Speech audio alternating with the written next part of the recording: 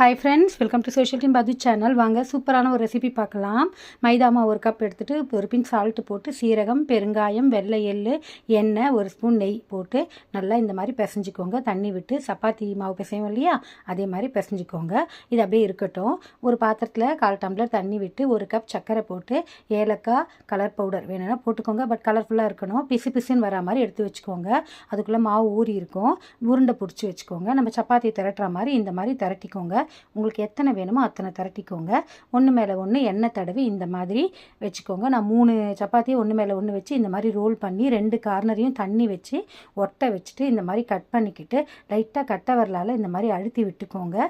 காயிற எண்ணெயில் இந்த மாதிரி பொரிச்சு எடுத்திங்கன்னா சூப்பரான ஸ்ப்ரிங் ஸ்நாக்ஸ் ரெடிங்க. இது பாதுஷா டேஸ்ட்டு வரும், பப்ஸ் டேஸ்ட்டு வரும். பசங்களுக்கு ரொம்ப பிடிக்கும். ஊற வச்ச அந்த ஜீராவை எடுத்து இதில் போட்டு நல்லா ஊற வச்சுட்டு நட்ஸ் எல்லாம் போட்டிங்கன்னா சூப்பரான ஸ்ப்ரிங் ரோல் ரெடி.